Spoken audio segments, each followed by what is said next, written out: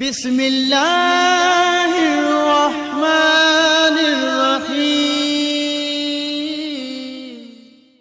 अऊज़ु बिल्लाहि मिनश्शैतानिर रजीम। बिस्मिल्लाहिर्रहमानिर्रहीम। अल्हम्दुलिल्लाहि रब्बिल आलमीन वस्सलातु वस्सलामु अला अशरफिल अंबिया वल मुरसलीन व अला अहलि बैति तय्यिबीन अत्ताहिरीन अल मासूमीन। अम्मा बाद फ़क़द क़ाल अल्लाहु सुब्हानहु व तआला फ़ी किताबिल मजीद वल फ़ुरक़ानिल हमीद। बिस्मिल्लाहिर्रहमानिर्रहीम। अक़ीमुस्सलात व आतुज़ ज़कात वरकऊ मअर राकिईन।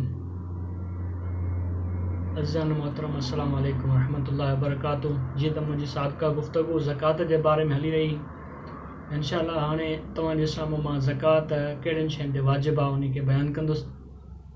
इन खां पहिरियां इहो वाज़े कंदो हलां त नमाज़ ऐं रोज़ो उहे इबादतूं आहिनि जेकी इंसान जिस्म जे ज़रिए अदा कंदो आहे, ऐं हिकु ॿी इन जे मुक़ाबले में इबादत आहे कि जेका माल जे ज़रिए अदा कई वेंदी आहे, उहा ज़कात आहे। हाणे जेकी ज़कात आहे उहा 10 शयुनि ते आहे ऐं उन्हनि 10 मंझां 9 शयुनि ते वाजिबु आहे।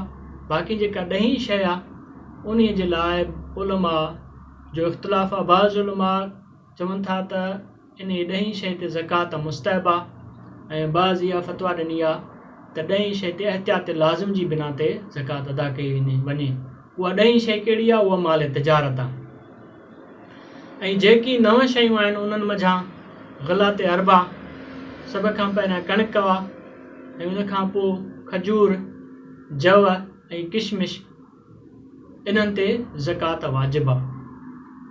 ऐं उन खां बाद में गऊं ऐं उन में मीयूं बि शामिलु थी वञनि थियूं त उन्हनि ते ज़कात वाजिबु आहे।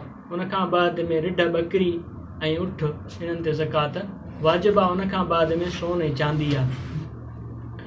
हाणे इन्हनि खां अलावा कुझु अहिड़ियूं शयूं आहिनि कि जिन ते ज़कात ॾियणु मुस्तहब आहे। उहा कहिड़ी आहे? मसलन उन्हनि मंझां कंहिं शख़्स वटि कमंद जो फ़सुलु आहे या सब्ज़ीअ जो फ़सुलु आहे त उहो उन्हनि मंझां ज़कात कढे त उहो उन जे लाइ मुस्तहब आहे।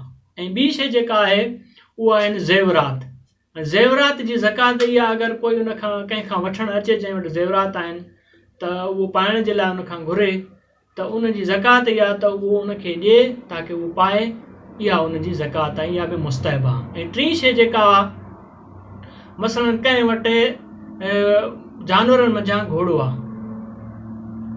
त उन ते बि अगरि उहो ज़कात कढंदो त इहो मुस्तहब आहे। चौथी शइ इहा आहे जंहिं ते ज़कात कढणु मुस्तहब आहे त उहा आहे मसलन कोई बि शख़्स पंहिंजी जाइदाद में इज़ाफ़ो थो करे, या मसलन वटि को बाग़ आहे ऐं बाग़ में उहो इज़ाफ़ो थो करे त इन सूरत में उहो उन ते ज़कात अदा करे, उहो उन जे लाइ मुस्तहब आहे। हाणे असांजी जेका गुफ़्तगू थी रही आहे उहा उन जे बारे में आहे जेका वाजिबु आहे ज़कात। कहिड़ियुनि शयुनि ते वाजिबु आहे? वाजिबु जेका ज़कात आहे, इहे जेके 10 शयूं मां तव्हांजे साम्हूं बयानु कयूं, 10 मंझां जेके 9 आहिनि उन्हनि ते त इत्तिफ़ाक़ उलमा जो त यानी इन्हनि ते ज़कात करणु वाजिबु आहे। बाक़ी जेका 10 या माल तिजारत, उन में बाज़ उलमा जो इस्तिहबाब जो बि हुकुम आहे, ऐं बाज़ चवनि था त एहतियात लाज़िम जी बिना ते इन ते ज़कात कढी वञे। हाणे असां ॾिसूं जेको सोन ऐं चांदी आहे, सोन ऐं चांदीअ ते कहिड़ी सूरत में ज़कात वाजिबु आहे त इन जी शर्त इहा आहे त उहो सोन ऐं चांदी सिके जी सूरत में हुजे। जीअं गुज़िरियल ज़माने में इन सोन ऐं चांदीअ जे ज़रिए तिजारत कई वेंदी सिके जे ज़रिए। हाणे इन जो बि मसलन कंहिं बि शख़्स वटि आहे त इन तां ज़कात ॾियणु उन जी ज़िमेवारी तां ख़तमु थी वञे थी। अहिड़े ई तरीक़े जीअं मसलन कोई शख़्स रोज़ेदार आहे, रोज़ो तोड़े थो या रोज़ो नथो रखे, उन ते कफ़ारो छा आहे? हिकु ग़ुलाम आज़ादु करणु आहे। बसि हाणे हिन दौर में ग़ुलाम जो को वजूदु आहे ई कोन, छो जो ग़ुलाम उन सूरत में थींदो जॾहिं अइम्मा मासूमीन जो वजूदु हूंदो ऐं जेको आहे सो कंहिं कुफ़ार सां जंग थिए ऐं कोई बि मसलन अहिड़ो मोमिन या मुस्लमान कंहिं वटि क़ैद थिए त इन सूरत में उहो जेको क़ैदी आहे उहो ग़ुलाम आहे, कंहिं वटि या कंहिंजो नौकर आहे, मसलन कंहिं वटि रखियलु आहे, त उन दौर में इहो ग़ुलाम जो तसवुरु हुयो। बसि हिन दौर में इन ग़ुलाम जो तसवुरु आहे कोन। अहिड़ी तरह हिन तां बि इन वांगुरु सोम वांगुरु जेको सोम जो कफ़ारो आहे त सोन ऐं चांदीअ तां ज़कात ॾियण जी ज़िमेवारी ख़तमु आहे।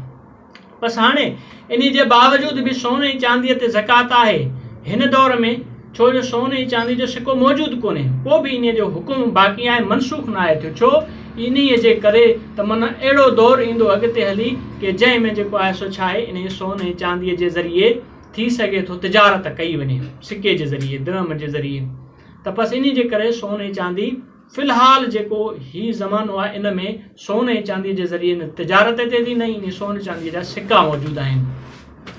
ऐं इन ज़कात जे बारे में हिकु हदीस तव्हांजे साम्हूं बयानु कंदो हलां त वसाइल शिया जिल्द नंबर 9 ऐं सिफ़ो नंबर 409 अबवाब ज़कात, इन में हिकु हदीस वार थी आहे जंहिं हदीस में मासूम इरशाद फरमाए त ख़ुदावंद आलम दोस्त रखे थो उन शख़्स खे कि जेको कंहिं बि मुसीबत ज़िदा पंहिंजे मोमिन भाउ जी मदद करे, चओ पाए माल जे ज़रिए या इन खां अलावा कंहिं ॿी शइ जे ज़रिए, अगरि उहो उन मुसीबत ज़िदा मोमिन जी मदद कंदो त ख़ुदावंद आलम उन जे लाइ सायो मुक़ररु कंदो, उन ॾींहुं जंहिं ॾींहुं हिन जे लाइ को सायो न हूंदो, ऐं ख़ुदावंद तबारक व तआला उन जी मदद कंदो उन ॾींहुं जंहिं ॾींहुं उन जी मदद करण वारो केरु न हूंदो।